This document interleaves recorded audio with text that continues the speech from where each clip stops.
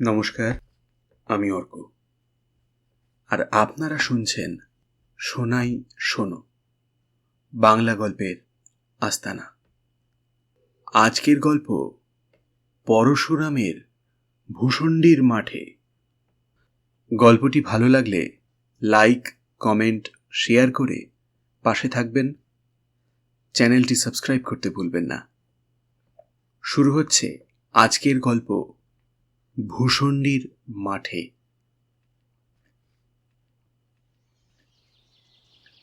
শিবু ভট্টাচার্যের নিবাস পেনেটি গ্রামে। একটি স্ত্রী, 3টি গরু, একতলা পাকা বাড়ি, 26 ঘর যজমান, কিছু ব্রহ্মোত্তর জমি আর কয়েক ঘর প্রজা। ইহাতেই স্বচ্ছন্দে সংসার চলিয়া যায়।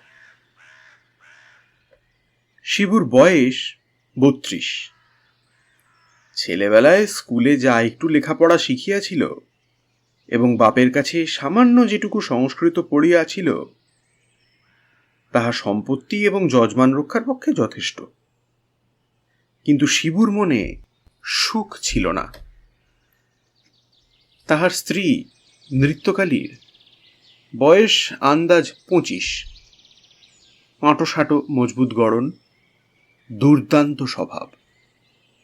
স্বামীর প্রতি তাহার যত্নের ত্রুটি ছিল না, কিন্তু শিবু সে যত্নের মধ্যে রস খুঁজিয়া পাইত না। সামান্য খুঁটিনাটি লইয়া স্বামী স্ত্রীতে তুমুল ঝগড়া বাঁধিত। 5 মিনিট বকাবকির পরেই শিবুর দম ফুরাইয়া যাইত। কিন্তু নৃত্যকালীর রসনা একবার ছুটিতে আরম্ভ করিলে সহজে নিরস্ত হইত না। প্রতিবারে শিবুরই পরাজয় ঘটিত।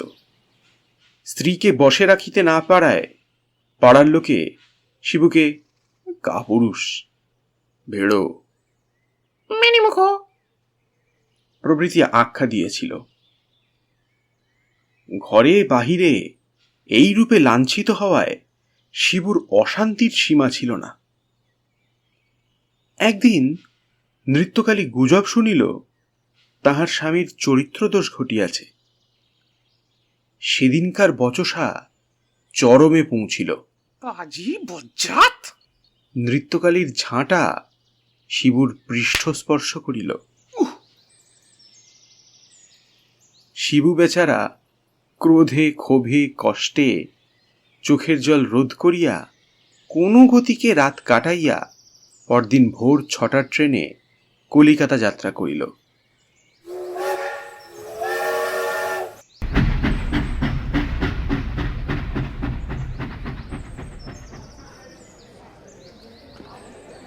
শিয়ালদহ হইতে সোজা কালীঘাটে গিয়া শিবু নানা উপাচারে 5 টাকার পূজা দিয়া মানত করিল, এ মা কালী, মাগিকে ওলা উঠায় টেনে নাও মা, আমি জোড়া পাটার নৈবেদ্য দেব।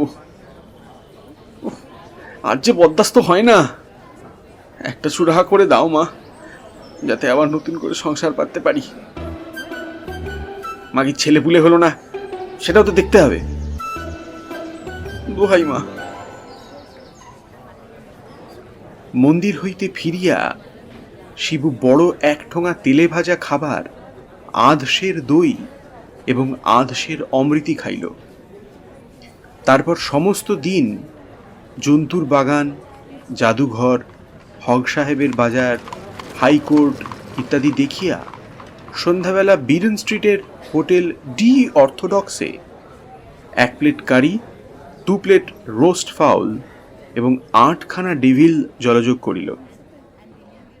তারপর সমস্ত রাত থিয়েটার দেখিয়া ভোরে পেনেটি ফিরিয়া গেল। মা কালী কিন্তু উল্টা বুঝিয়াছিলেন। বাড়ি আসিয়াই শিবুর ভেদবমি আরম্ভ হইল। ডাক্তার আসিল, কবিরাজ আসিল, ফল কিছুই হইল না। 8 ঘন্টা রোগে ভুগিয়া স্ত্রীকে পায়ে ধরাইয়া কাঁদাইয়া শিবু ইহলোক পরিত্যাগ করিল।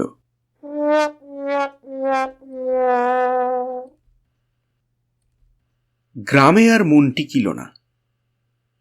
শিবু সেই রাত্রেই গঙ্গা পার হইল। পেনেটির আর পার কোন্নগর। সেখান হইতে উত্তরমুখ হইয়া ক্রমে রিষড়া, শ্রীরামপুর, বৈদ্যবাটির হাট, চাঁপদানির চটকল ছাড়াইয়া আরও 2-3 ক্রোশ দূরে ভূষণ্ডির মাঠে পৌঁছিল। মাঠটি বহুদূর বিস্তৃত, জনমানব শূন্য। এককালে এখানে ইটখোলা ছিল, সেজন্য সমতল নয়, কোথাও গর্ত, কোথাও মাটির ঢিপি, মাঝে মাঝে আশ্যাওড়া, ঘেঁটু, বুনো ওল, বাবলা প্রভৃতির ঝোপ। শিবুর বড়ই পছন্দ হইল। একটা বহুকালের পরিত্যক্ত ইটের পাঁজার এক পাশে একটা লম্বা তাল গাছ সোজা হইয়া উঠিয়াছে, আরেক দিকে একটা ন্যাড়া বেল গাছ ত্রিভঙ্গ হইয়া দাঁড়াইয়া আছে। শিবু সেই বেল গাছে ব্রহ্মদৈত্য হইয়া বাস করিতে লাগিল।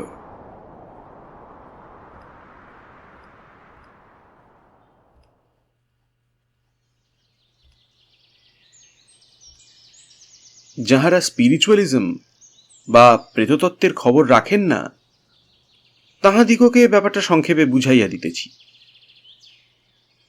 মানুষ মরিলে ভূত হয়, ইহা সকলেই শুনিয়াছেন, কিন্তু এই থিওরির সঙ্গে স্বর্গ, নরক, পুনর্জন্ম খাপ খায় কিরূপে? প্রকৃত তথ্য এই, নাস্তিকদের আত্মা নাই। তাহারা মরিলে অক্সিজেন, হাইড্রোজেন, নাইট্রোজেন প্রভৃতি গ্যাসে পরিণত হন। সাহেবদের মধ্যে যাহারা আস্তিক, তাহাদের আত্মা আছে বটে, কিন্তু পুনর্জন্ম নাই। তাহারা মৃত্যুর পর ভূত হইয়া প্রথমত একটি বড় ওয়েটিং রুমে জমায়েত হন। তথায় কল্পবাসের পর তাহাদের শেষ বিচার হয়। রায় বাহির হইলে কতগুলি ভূত অনন্ত স্বর্গে এবং অবশিষ্ট সকলে অনন্ত নরকে আশ্রয় লাভ করে। সাহেবরা জীবদ্দশায় যে স্বাধীনতা ভোগ করেন, ভূতাবস্থায় তাহা অনেকটা কমিয়া যায়। বিলাতি প্রেতাত্মা বিনা পাশে ওয়েটিং রুম ছাড়িতে পারে না। যাহারা সেন্স দেখিয়াছেন, তাহারা জানেন বিলাতি ভূত নামানো কিরকম কঠিন কাজ। হিন্দুর জন্য অন্যরূপ বন্দোবস্ত, কারণ আমরা পুনর্জন্ম, স্বর্গ, নরক, কর্মফল, তয়া, ঋষিকেশ, নির্বাণ, মুক্তি সবই মানি। হিন্দু মরিলে প্রথমে ভূত হয় এবং যত্রতত্র স্বাধীনভাবে বাস করিতে পারে, আবশ্যক মতো ইহলোকের সঙ্গে কারবারও করিতে পারে। এটা একটা মস্ত সুবিধা। কিন্তু এই অবস্থা বেশি দিন স্থায়ী নয়। কেহ কেহ 2-4 দিন পরেই পুনর্জন্ম লাভ করে, কেহ বা 10-20 বৎসর পরে, কেহ বা 2-3 শতাব্দী পরে। ভূতদের মাঝে মাঝে চেঞ্জের জন্য স্বর্গে ও নরকে পাঠানো হয়। এটা তাদের স্বাস্থ্যের পক্ষে ভালো, কারণ স্বর্গে খুব ফুর্তিতে থাকা যায় এবং নরকে গেলে পাপ ক্ষয় হইয়া সূক্ষ্ম শরীর বেশ হালকা ঝরঝরে হয়। তাছাড়া সেখানে অনেক ভালো ভালো লোকের সঙ্গে দেখা হইবার সুবিধা আছে।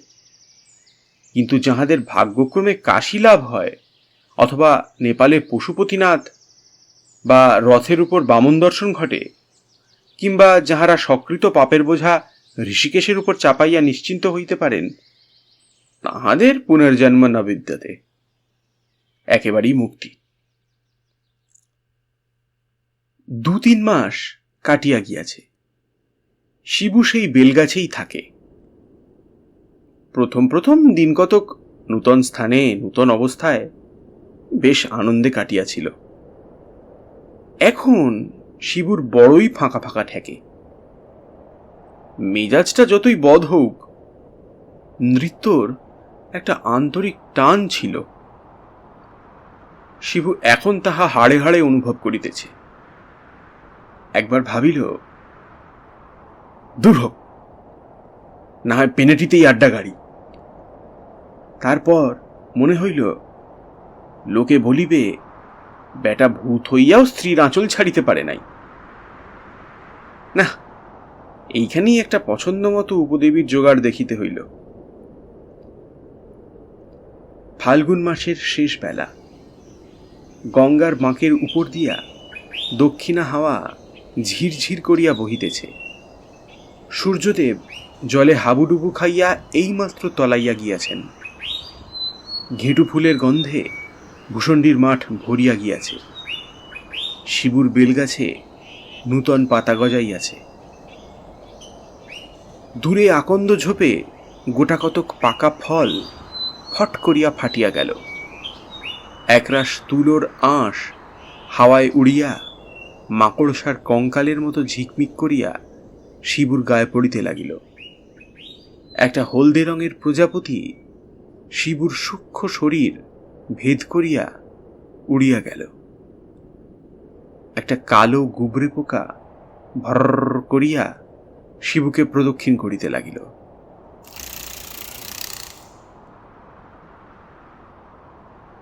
অদূরে বাবলা গাছে একজোড়া দাঁড় কাক বসিয়া আছে। কাক গলায় সুরসুরি দিতেছে। কাকিনী চোখ মুদিয়া গদগদ স্বরে মাঝে মাঝে ক করিতেছে। একটা কটকটে ব্যাঙ সদ্য ঘুম থেকে উঠিয়া গুটি গুটি পা ফেলিয়া বেলগাছের কোটর হইতে বাহিরে আসিল এবং শিবুর দিকে ড্যাবডেবে চোখ মেলিয়া টিটকিরি দিয়া উঠিল।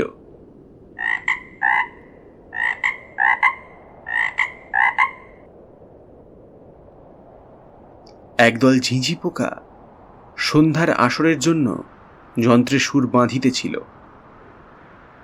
এতক্ষণে সঙ্গত ঠিক হওয়ায় সমস্বরে রিরি রিরি করিয়া উঠিল। শিবুর যদিও রক্তমাংসের শরীর নাই, কিন্তু মরিলেও স্বভাব যাইবে কোথায়। শিবুর মনটা খাঁ খাঁ করিতে লাগিল। যেখানে হৃৎপিণ্ড ছিল সেখানটা ভরাট হইয়া ধড়াক ধড়াক করিতে লাগিল। মনে পড়িল ভূষণ্ডির মাঠের প্রান্তস্থিত পিটুলি বিলের ধারে শেওড়া গাছে একটি পেতনি বাস করে। শিবু তাহাকে অনেকবার সন্ধ্যাবেলা পোলো হাতে মাছ ধরিতে দেখিয়াছে। তাহার আপাদ মস্তক ঘেরাটপ দিয়ে ঢাকা। একবার সে ঢাকা খুলিয়া শিবুর দিকে চাহিয়া লজ্জায় জিভ কাটিয়াছিল। পেতনির বয়স হইয়াছে, কারণ তাহার গাল একটু তোবড়াইয়াছে এবং সামনের দুটো দাঁত নাই। তাহার সঙ্গে ঠাট্টা চলিতে পারে, কিন্তু প্রেম হওয়া অসম্ভব। একটি শাঁকচুন্নি কয়েকবার শিবুর নজরে পড়িয়াছিল। সে একটা গামছা পরিয়া আর একটা গামছা মাথায় দিয়া এলো চুলে বকের মতো লম্বা পা ফেলিয়া হাতের হাঁড়ি হইতে গোবর গোলা জল ছড়াইতে ছড়াইতে চলিয়া যায়। তাহার বয়স তেমন বেশি বোধ হয় না। শিবু একবার রসিকতার চেষ্টা করিয়াছিল, কিন্তু শাঁকচুন্নি ক্রুদ্ধ বিড়ালের মতো ফ্যাঁচ করিয়া ওঠে। অগত্যা শিবুকে ভয়ে চম্পট দিতে হয়। শিবুর মন সবচেয়ে হরণ করিয়াছে এক ডাকিনী। ভূষণ্ডির মাঠের পূর্ব দিকে গঙ্গার ধারে ক্ষীরিবামনির পরিত্যক্ত ভিটায় যে জীর্ণ ঘরখানি আছে, তাহাতেই সে অল্পদিন হইল আশ্রয় লইয়াছে। শিবু তাহাকে শুধু একবার দেখিয়াছে এবং দেখিয়াই মজিয়াছে। ডাকিনী তখন একটা খেজুরের ডাল দিয়া রোয়াক ঝাঁট দিতেছিল। পরনে সাদা থান। শিবুকে দেখিয়া নিমেষের তরে ঘুমটা সরাইয়া ফিক করিয়া হাসিয়াই সে হাওয়ার সঙ্গে মিলাইয়া যায়। কি দাঁত, কি মুখ, কি রং! নৃত্যকালীর রং ছিল পান্তুয়ার মতো, কিন্তু ডাকিনীর রং যেন পান্তুয়ার শ্বাস। শিবু একটি সুদীর্ঘ নিঃশ্বাস ছাড়িয়া গান ধরিল। আহা শ্রীরাধিকে চন্দ্রাবলী, কারে রেখে কারে ফেলি। সহসা প্রান্তর প্রকম্পিত করিয়া নিকটবর্তী তালগাছের মাথা হইতে তীব্র কণ্ঠে শব্দ উঠিল।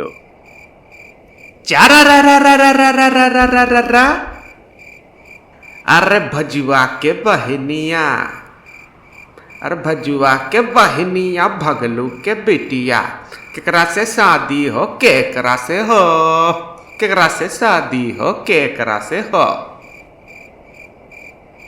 শিবু চমকাইয়া উঠিয়া ডাকিল, এই তালগাছে কে রে? উত্তর আসিল, करिया पिरेतवा। কেলে ভূত, নেমে এসো বাবা। মাথায় পাগড়ি, কালো লিকলিকে চেহারা, কাঁকলাসের মতো একটি জীবাত্মা সড়াক করিয়া তালগাছের মাথা হইতে নামিয়া ভূমিষ্ঠ হইয়া প্রণাম করিয়া বলিল, गोर लागी धर्मदेव जी। জিতা রহ বেটা, তা একটু তামাক খাওয়াতে পারিস? ছিলাম বা, তামাকি নেই, তা ছিলে, জোগাড় কর না। প্রেত ঊর্ধ্বে উঠিল এবং অল্পক্ষণ মধ্যে বৈদ্যবাটির বাজার হইতে তামাক, টিকা, কলিকা আনিয়া আগ সুলগাইয়া শিবুর হাতে দিল। শিবু একটা কচুর ডাঁটার উপর কলিকা বসাইয়া টান দিতে দিতে বলিল,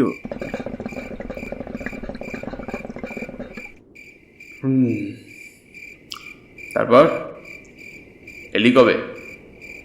তোর হালচাল সব বল। কারিয়া পীরেত যে ইতিহাস বলিল তার সারমর্ম এই। তাহার বাড়ি ছাপরা জিলা। দেশে এককালে তাহার জরু, গরু, জমি, জিরাত সবই ছিল। তাহার স্ত্রী মুংরি অত্যন্ত মুখরা ও বদমেজাজি। বনিবনাও কখনো হইত না। একদিন প্রতিবেশী ভজুয়ার ভগ্নীকে উপলক্ষ করিয়া স্বামী স্ত্রীতে বিষম ঝগড়া হয় এবং স্ত্রীর পিঠে এক ঘা লাঠি কষাইয়া স্বামী দেশ ছাড়িয়া কলিকাতায় চলিয়া আসে। সে আজ 30 বৎসরের কথা। কিছুদিন পরে সংবাদ আসে যে মুংরি বসন্ত রোগে মরিয়াছে। স্বামী আর দেশে ফিরিল না, বিবাহও করিল না। নানা স্থানে চাকরি করিয়া অবশেষে চাঁপদানির মিলে কুলির কাজে ভর্তি হয় এবং কয়েক বৎসরের মধ্যে সর্দারের পদ পায়। কিছুদিন পূর্বে একটি লোহার কড়ি হাফিজ অর্থাৎ কপিকলে উত্তোলন করিবার সময় তার মাথায় চোট লাগে। তারপর 1 মাস হাসপাতালে শয্যাশায়ী হইয়া থাকে। সম্প্রতি পঞ্চত্বপ্রাপ্ত হইয়া প্রেতরূপে এই তালগাছে বিরাজ করিতেছে। শিবু একটা লম্বা টান মারিয়া কলিকাটি কারিয়া পীরেতকে দিবার উপক্রম করিতেছিল। এমন সময় মাটির ভিতর হইতে ভাঙা কাঁসরের মতো আওয়াজ আসিল। ভায়া কুলকিটায় কিছু আছে নাকি? বেলগাছের কাছে যে ইটের পাঁজা ছিল তাহা হইতে খানকতক ইট খসিয়া গেল এবং ফাঁকের ভিতর হইতে হামাগুড়ি দিয়া একটি মূর্তি বাহির হইল। স্থূল খর্বদেহ, থেলো হুঁকার খোলের উপর একজোড়া পাঁকা গোফ গজাইলে যেরকম হয় সেই প্রকার মুখ, মাথায় টাক, গলায় রুদ্রাক্ষের মালা, গায়ে ঘুঁটি দেওয়া মেরজাই, পরনে ধুতি, পায়ে তালতলার চটি। আগন্তুক শিবুর হাত হইতে কলিকাটি লইয়া বলিলেন, ব্রাহ্মণ, দণ্ডবত হই। কিছু সম্পত্তি ছিল এইখানে পোঁতা আছে, তাই জখি হয়ে আগলাচ্ছি। বেশি কিছু নয়, 2-500। সব বন্ধকি তুম সুখদাদা, ইস্টাম্বর কাগজে লেখা। নগদ শিক্ষা একটিও পাবে না। খবরদার ওদিকে নজর দিও না, হাতে হাত কড়ি পড়বে। থু থু।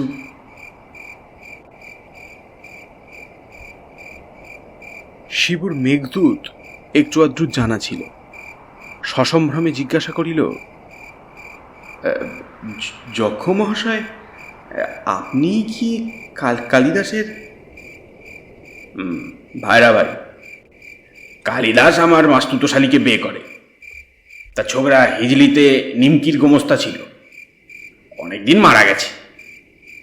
তুমি তার নাম জানলে কিসে? হ্যাঁ, আপনার এখানে কতদিন আগমন হয়েছে? আমার আগমন? আমি বলে গিয়ে ৩.৫ বছর এখানে আছি। কত এলো দেখলুম, কত গেল তাও দেখলুম। আরে তুমি তো সেদিন এলে, কাঠ পিঁপড়ে তাড়িয়ে ৩ বার হোঁচট খেয়ে গাছে উঠলে, সব দেখেছি আমি। তোমার গানের শখ আছে দেখেছি। বেশ বেশ, কালোয়াটি শিখতে যদি চাও তো আমার সাগরেদ হও দাদা। এখন আওয়াজটা যদিচ একটু খোনা হয়ে গেছে, তবু মরা হাতি লাখ টাকা। মশাইয়ের ভূতপূর্ব পরিচয়টা জিজ্ঞেস করতে পারি কি? বিলক্ষণ। আমার নাম ঈশ্বর নদের চাঁদ মল্লিক, পদবী বসু, জাতি কায়স্থ, নিবাস রিসড়ে। হাল এই সাঁকিনি পাঁজার মধ্যে। সাবেক পেশা দারোগাগিরি, এলাকা রিসড়ে স্তক ভদ্রেশ্বর। জর্জটি সাহেবের নাম শুনেছ? হুগলির কালেক্টর, ভারী ভালোবাসত আমাকে। মুল্লুকের শাসনটা তামাম আমার হাতেই তো ছেড়ে দিয়েছিল। নাদু মল্লিকের দাপটে লোকে ত্রাহি ত্রাহি ডাক ছাড়ত। মশাইয়ের পরিবারাদি কি? যক্ষ দীর্ঘ নিঃশ্বাস ফেলিয়া বলিলেন, হ্যাঁ, সব সুখ কি কপালে হয় রে দাদা? ঘর সংসার সবই তো ছিল, কিন্তু গিন্নিতে ছিলেন খান্ডার।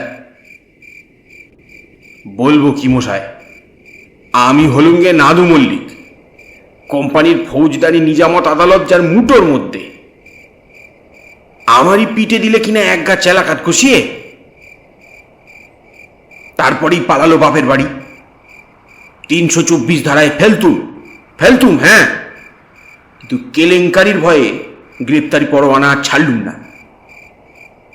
কিন্তু যাবে কোথা? গুরু আছেন, ধর্ম আছেন।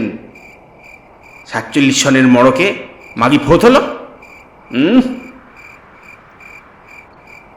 তা সংসার ধর্মে আর মন বসল না।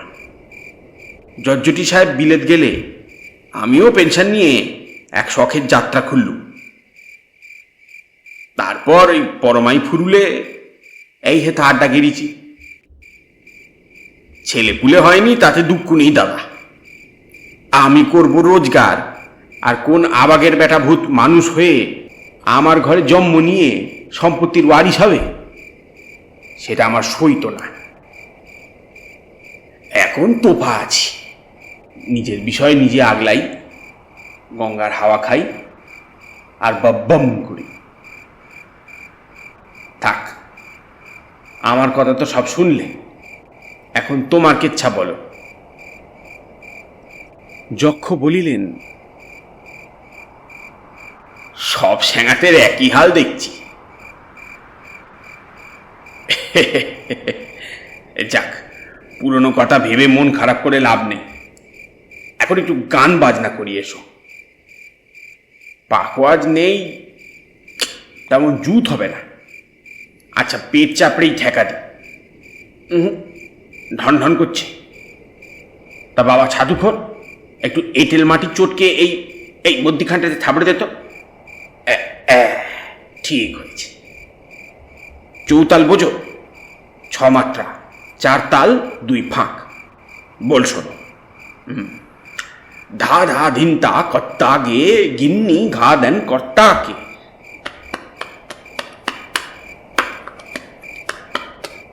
ধরে তারা করে খিটখিটে কথা কয়, ধুট্টা গিন্নি কর্তা গাধারে ঘাড়ে ধরে ঘন ঘন ঘা কত ধুম ধুম দিতে থাকে। টুটি টিপে ঝুটি ধরে উল্টে পাল্টে ফেলে, গিন্নি ঘুঘুটির ক্ষমতা কম নয়, ধাক্কা ধুক্কি দিতে ত্রুটিধ্বনি করে না নগণ্য নির্ধন কর্তা গাধা। ধায়ের উপরে সম, ভিন্তা তেরে কেটে গদি ঘেনে ধা, ধা ফসকালি সব মাটি। গলাটা ধরে আসছে। খোট্টা ভূত, আরেক ছিলিম তামাক সাজ বেটা। উদ্যোগী পুরুষের লক্ষ্মীলাভ অনিবার্য। অনেক কাকুতি মিনতির পরে ডাকিনী শিবুর ঘর করিতে রাজি হইয়াছে, কিন্তু সে এখনো কথা বলে নাই, ঘুমটাও খোলে নাই, তবে ইশারায় সম্মতি জানাইয়াছে। আজ ভৌতিক পদ্ধতিতে শিবুর বিবাহ। সূর্যাস্ত হইবা মাত্র শিবু সর্বাঙ্গে গঙ্গা মৃত্তিকা মাখিয়া স্নান করিল, গাবের আটা দিয়া পৈতা মাজিল, ফণিমনসার বুরুষ দিয়া চুল আঁচড়াইল, টিকিতে একটি পাকা তেলা কুঁচা বাঁধিল, ঝোপে ঝোপে বনজঙ্গলে ঘুরিয়া ঘুরিয়া একরাশ ঘেঁটু ফুল, বইচি, কয়েকটি পাকা নোনা ও বেল সংগ্রহ করিল। তারপর সন্ধ্যায় শেয়ালের ঐক্যতান আরম্ভ হইতেই সে ক্ষীরিবামনির ভিটায় যাত্রা করিল। সেদিন শুক্লপক্ষের চতুর্দশী। ঘরের দাওয়ায় কচু পাতার আসনে ডাকিনীর সম্মুখে বসিয়া শিবু মন্ত্রপাঠের উদ্যোগ করিয়া উৎসুক চিত্তে বলিল, এইবার ঘুমটাটা খুলতে হচ্ছে। ডাকিনী ঘুমটাটি সরাইল। শিবু চমকিত হইয়া সভয়ে বলিল,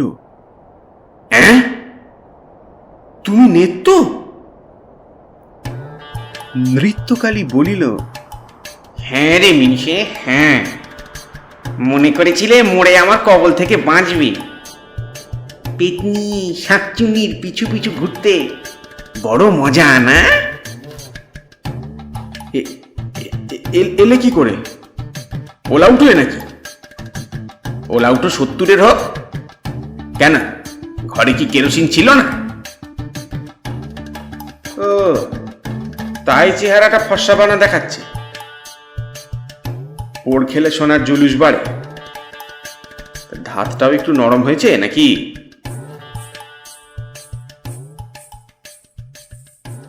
শুভকর্মে বাধা পড়িল। বাহিরেও কিসের গোলযোগ? যেন একপাল শকুনি গৃধিনী ঝুটোপুটি কাড়াকাড়ি ছেঁড়াছিঁড়ি করিতেছে।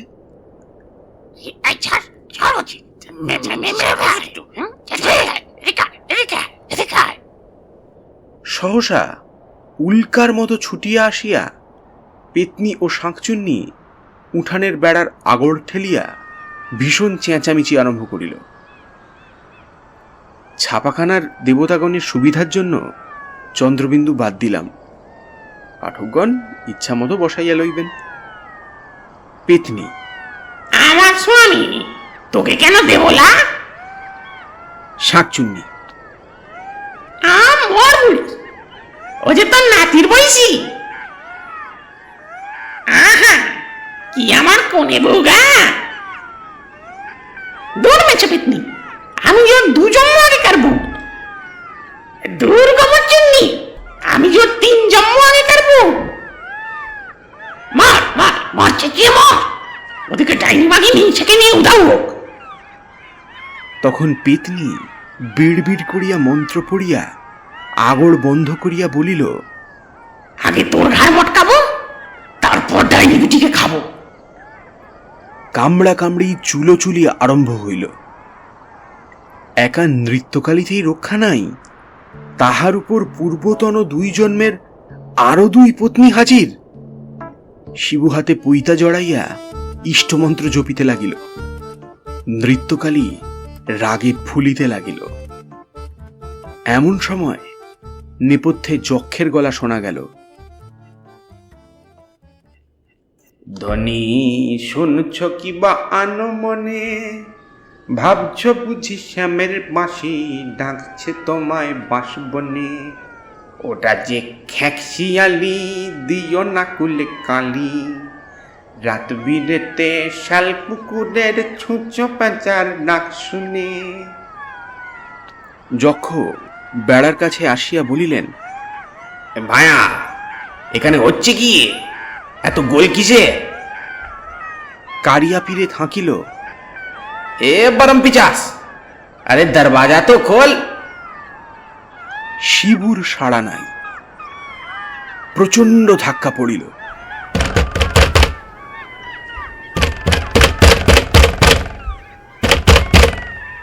কিন্তু মন্ত্রবদ্ধ আগড় খুলিল না, বেড়াও ভাঙিল না। তখন কারিয়া পীরের তারস্বরে উৎপাটন মন্ত্র পড়িল। ए मारे जजुवन है यार, और भी तोड़ा है यार, पर्वत तोड़ी है यार, चल इंजन है यार, फटे वायलट है यार, खबरदार हाफिज। মড়মড় করিয়া ঘরের চাল, দেওয়াল, বেড়া, আগড় সমস্ত আকাশে উঠিয়া দূরে নিক্ষিপ্ত হইল। ডাকিনী অর্থাৎ নৃত্যকালীকে দেখিয়া যক্ষ বলিলেন, এ কি গিন্নি, এখানে বেম্বদস্তিটার সঙ্গে? ছি ছি ছি ছি ছি, লজ্জার মাথা খেয়েছো? ডাকিনী ঘুমটা টানিয়া কাঠ হইয়া বসিয়া রহিল। কারিয়া পীরেত বলিল, अरे मुंगरी, तुहार शर्म नहीं वा? তারপর যে ব্যাপার আরম্ভ হইল তাহা মনে করিলেও কলমের কালি শুকাইয়া যায়। শিবুর ৩ জন্মের ৩ স্ত্রী এবং নৃত্যকালীর ৩ জন্মের ৩ স্বামী, এই ডবল ত্রহস্পর্শ যোগে ভূষণ্ডির মাঠে যুগপৎ জলস্তম্ভ, দাবানল ও ভূমিকম্প শুরু হইল। ভূত, প্রেত, দৈত্য, পিশাচ, তাল, বেতাল প্রভৃতি দেশীয় উপদেবতা যে যেখানে ছিল তামাশা দেখিতে আসিল। স্পুক, পেক্সি, নোম, গবলিন প্রভৃতি গোপ কামানো বিলাতি ভূত বাঁশি বাজাইয়া নাচিতে লাগিল। জিন, জান, আফরিদ, মারিদ প্রভৃতি লম্বা দাড়িওয়ালা কাবুলি ভূত দাপাদাপি আরম্ভ করিল। সিংসাং, হাসাং ইত্যাদি মাকুন্দে চীনে ভূত দিগবাজি খাইতে লাগিল। রাম রাম রাম রাম রাম রাম, জয় ঝাড়িঝি চণ্ডী, আজ্ঞা করো মা। কে এই উৎকট দাম্পত্য সমস্যার সমাধান করিবে? ও আমার কম্য নয়। ভূত জাতি অতি নাছড় বান্দা, ন্যায্যগণ্ডা ছাড়িবে না। পুরুষের পুরুষত্ব, নারীর নারীত্ব, ভূতের ভূতত্ব, পেতনির পেতনিত্ব এসব তাহারা বিলক্ষণ বোঝে। অতএব স্বনির্বন্ধ অনুরোধ করিতেছি, শ্রীযুক্ত শরৎ চাটুর্যে, চারু বাণুজ্যে, নরেশ সেন এবং যতীন সেন মহাশয়গণ যুক্তি করিয়া একটা বিলি ব্যবস্থা করিয়া দিন, যাহাতে এই ভূতের সংসারটি ছাড়ে খাড়ে না যায় এবং কোন রকম নীতি বিগর্হিত বিদকুটে ব্যাপার না ঘটে। নিতান্তই যদি না পারেন তবে চাঁদা তুলিয়া গয়ায় পিণ্ড দেবার চেষ্টা দেখুন, যাহাতে বেচারারা অতঃপর শান্তিতে থাকতে পারে।